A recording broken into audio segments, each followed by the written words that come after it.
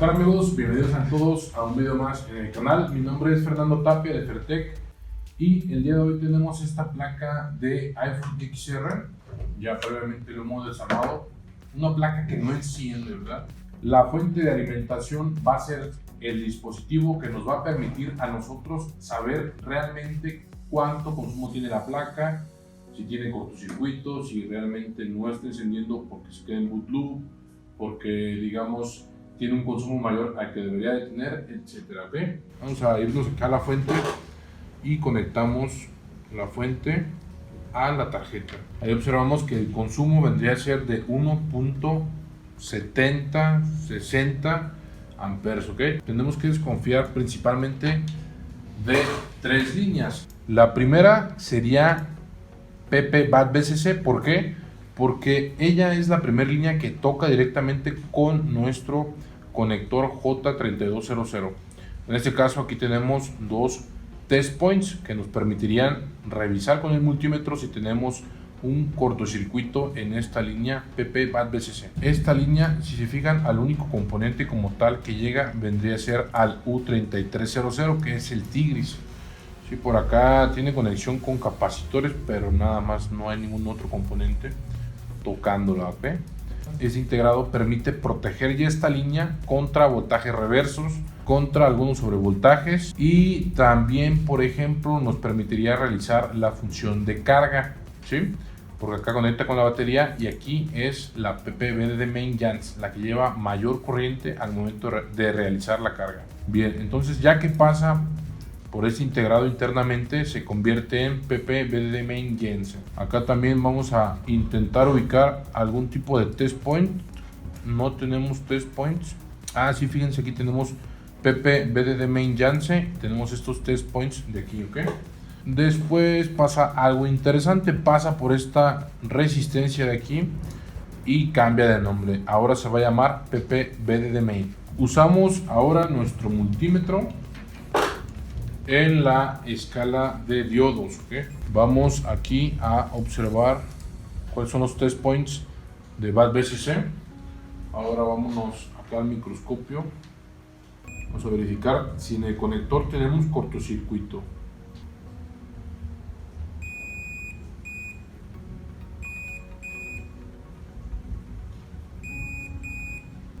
Okay. Ahora vamos a pasarnos a los siguientes test points que nos interesaban. Colocamos y no tenemos tampoco cortocircuito, invertimos las puntas y no hay cortocircuito tampoco. Bien, ahora dijimos que pasa por la resistencia R3300 y después de pasar por ella se convierte en PP-BDD Main. ¿Sale? Ahora vamos a ver si tenemos algún test point por ahí descubierto para poder medir. Tenemos este que está al lado del base screw, de la base del tornillo. No tenemos cortocircuito, no tenemos cortocircuito. Invertimos las puntas para ver si tenemos caída de tensión. Ahí tenemos una caída de tensión. Todo parece correcto. ¿Okay?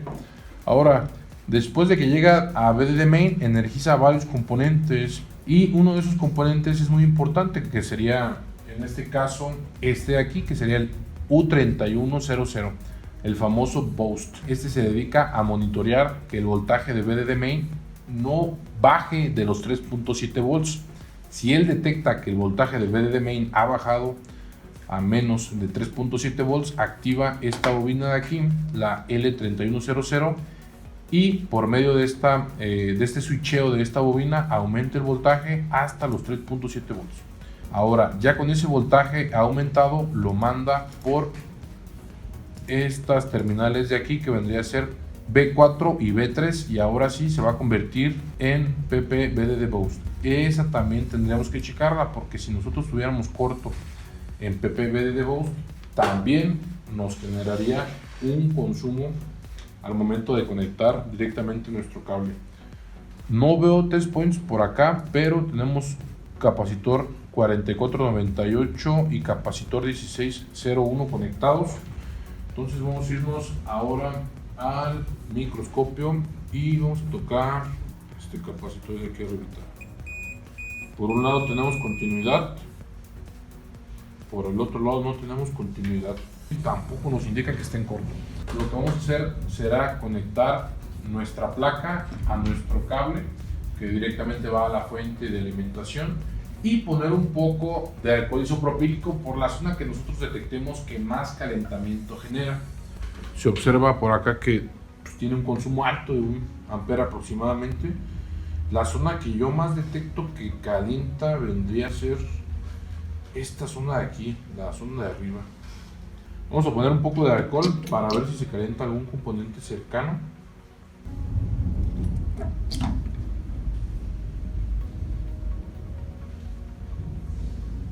Ok, entonces vamos a retirar el blindaje para ver que nos encontramos por debajo. Bien, ya tenemos por aquí el interior de la placa con el blindaje fuera. Ahora vamos a limpiar todo el residuo de pasta térmica. Conecto mi cable de alimentación, ponemos un poquito de alcohol y vamos a dar on.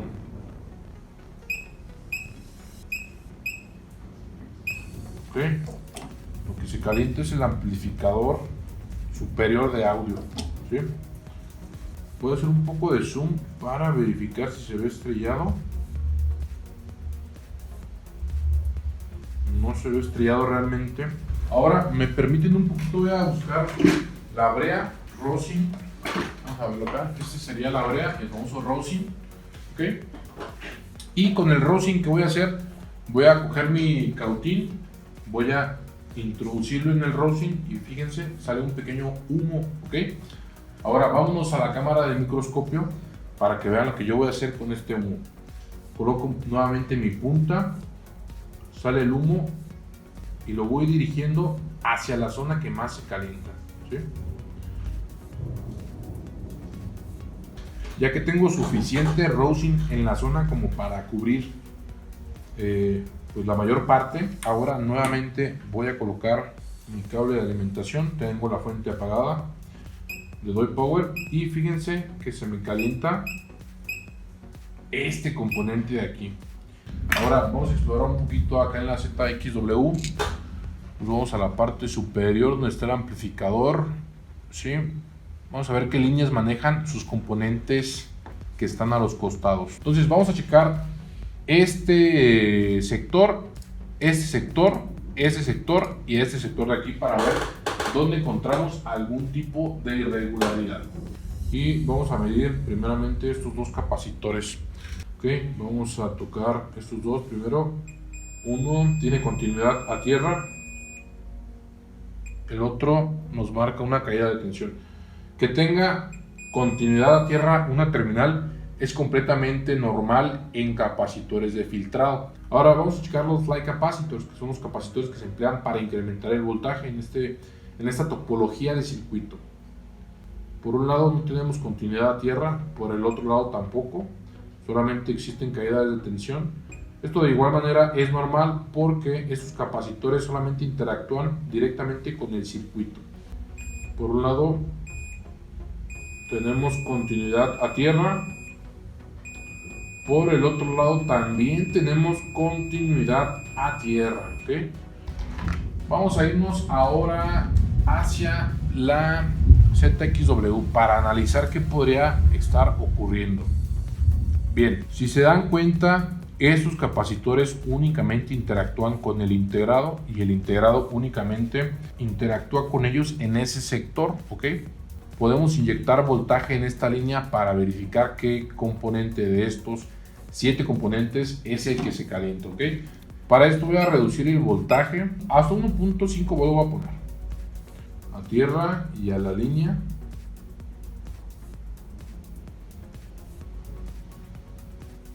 Okay, y el único que calienta ahí, fíjense que es ese capacitor del medio. Nuevamente voy a colocar un poquito más de rosin para quitarme la duda. Okay. Ahí y aquí.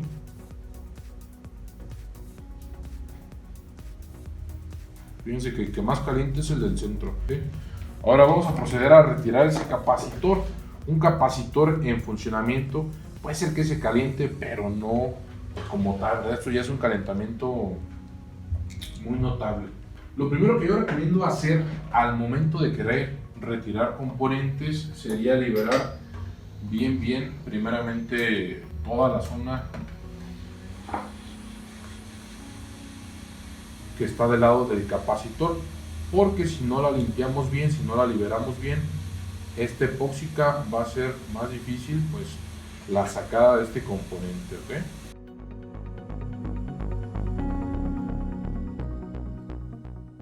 Voy a agarrar un poquito mi cautín para apoyarme. Ok, y ahí sale mi componente. Bien, ahora nuevamente voy a colocar la fuente de alimentación para revisar si en un principio ya se fue el consumo que traía inicial.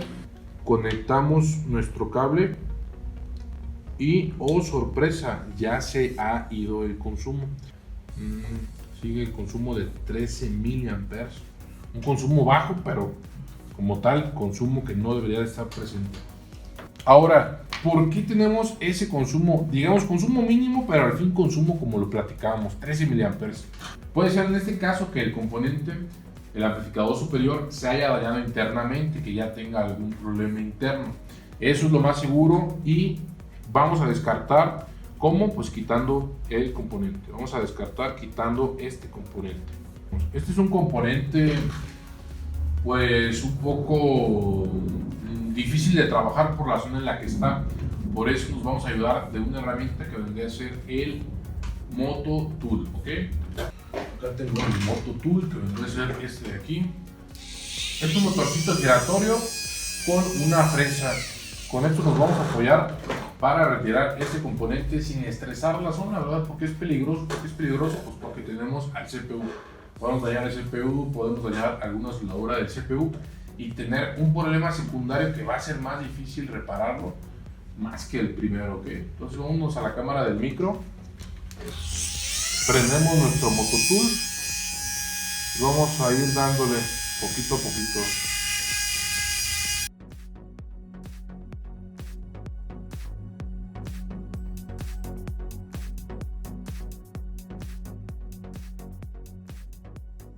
Quitamos todo este polvito, hay que ser muy cuidadosos de quitarlo.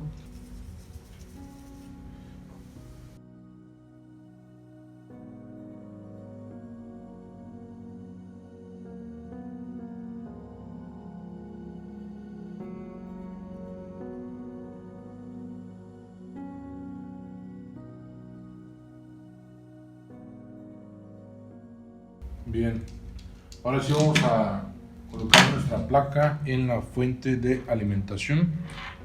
Se ha ido por completo el consumo que tenía. ¿Sí?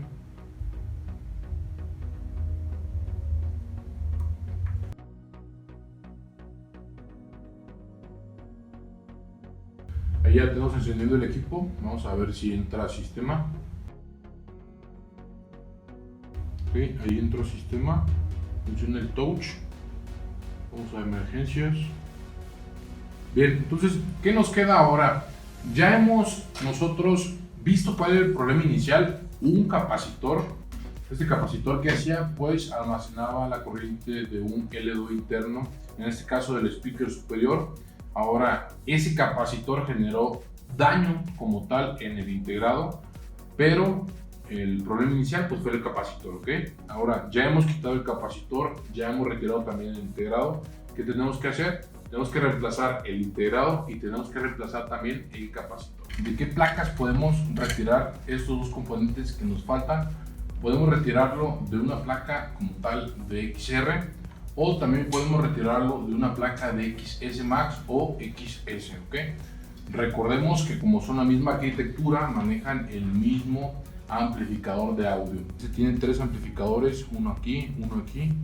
Esos traen epóxica, no sería muy fácil utilizarlos, pero trae este de acá, que no trae epóxica y es muy fácil de extraer. Y ya tenemos el famoso amplificador de audio. Acá para trabajar estos componentes, si usamos cautín, yo recomiendo no superar los 260 a 270 grados de temperatura en nuestro cautín, ya que como va a ser calor directo de la punta al componente, si superamos esa temperatura es muy probable que podamos dañarlo, ¿ok? Entonces hay que evitar la mayoría de riesgos para que el trabajo salga más fácil y más rápido. Limpio la punta de mi cautín, pongo un poco de estaño en la punta y ahora sí vamos a ir recogiendo el estaño viejo que tenía el componente. Esto es importante y necesario para mejorar como tal el rebaling, para que se haga más fácil y no tengamos soldaduras que no se unan bien, ¿okay? Ahora vamos a usar esta herramienta que son los stencils para revolear, y también voy a estar usando soldadura de 183 grados. Yo recomiendo la marca Indium, me ha salido buena, no genera mucho burbujeo y también es un polvo muy fino, ¿verdad? Podría decirse que es aproximadamente Type 4 o Type 5, no estoy muy seguro. Ponemos las pinzas arriba de nuestro stencil y aplicamos poco a poco la soldadura. ¿Okay?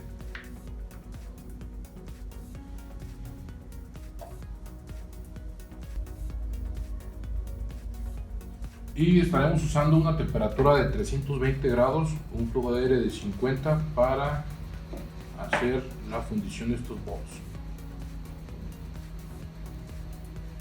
Ahí se fundió, retiramos el stencil y ahí vemos que quedaron perfectamente los bolts. Ponemos un poco de flux y nuevamente vamos a dar aire caliente por la parte superior. Ok.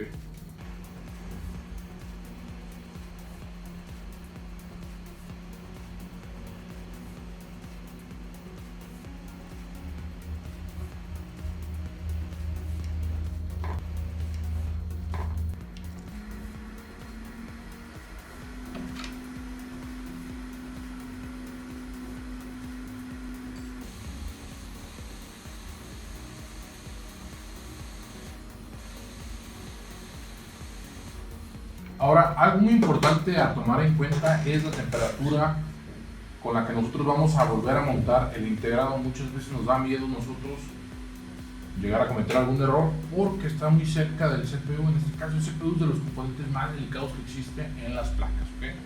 Bien, yo recomiendo usar una boquilla, digamos la más grande que trae esta Quick 861, y usar una temperatura aproximadamente de 320 a 350 grados con un flujo de aire de 60. Con esta temperatura y este flujo de aire yo he reparado muchos equipos y no he tenido ese tipo de problemas. El chiste nada más va a ser que cuando nosotros veamos que el componente se empieza a ajustar, se mueve, inmediatamente nosotros retiremos o seamos muy rápidos para darle el toque último para verificar que vaya y regrese, y eso nos indique que está bien soldado y así poder ya retirar el calor de forma pues rápida, ¿verdad? Vamos a estar usando una temperatura de 320 grados, flujo de aire de 60, boquilla grande, recuerden. No les digo que usen disipadores porque de la misma manera el disipador va a consumir temperatura en esta zona y va a ser más difícil que se sonde el integrado pues en la zona más pegada donde esté el disipador. Y de esta forma, si este integrado se solda, no vamos a tener ningún problema porque la soldadura del integrado es estaño plomo que funde a 183 y la soldadura del CPU funde aproximadamente a 220 grados. Entonces tenemos un lapso de tiempo pues adecuado para colocarlo y no dañar nada. ¿Okay? Y perfeccionamos todo. Ahora, antes de probarlo, también recomiendo retirar esta soldadura de los costados para poder volver a poner nuestro blindaje del CPU.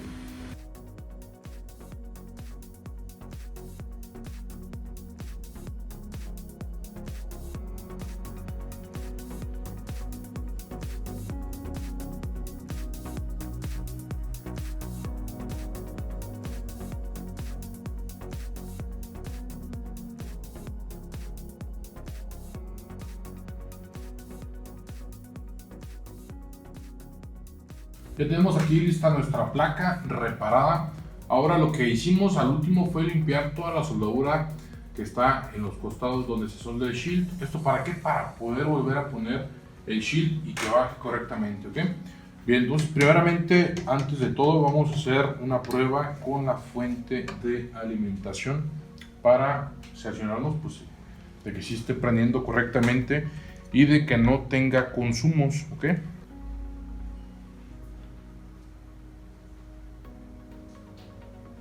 Conectamos.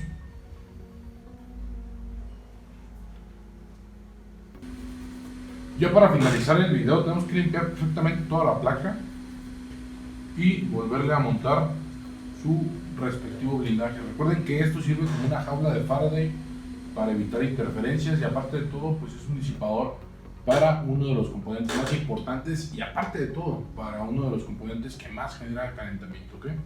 El famoso CPU.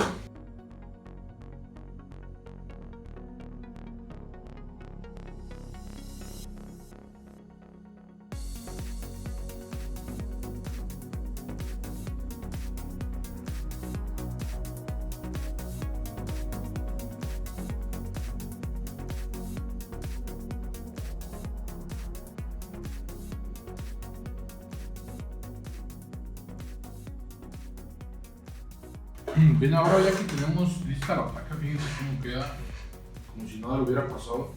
Vamos a ponerle la sticker que trae en la parte trasera para que igual conserve su originalidad. Ahí fíjense ustedes que ya está marcando el signo de carga cuando yo lo conecto. Quedó perfectamente armado, conservando todos sus blindajes, conservando la estética del equipo, aunque fue digamos un trabajo mayor que sí se tuvo que retirar blindajes, etcétera, pues la estética la conservó. Y pues bien amigos, con esto hemos llegado al final del video. Esperamos que les haya gustado mucho. Seguimos viéndonos en el canal. Recuerden, este fue un iPhone XR que no prendía porque traía un corto. Pues bien, fue todo. Esperamos les haya gustado y nos vemos para la próxima.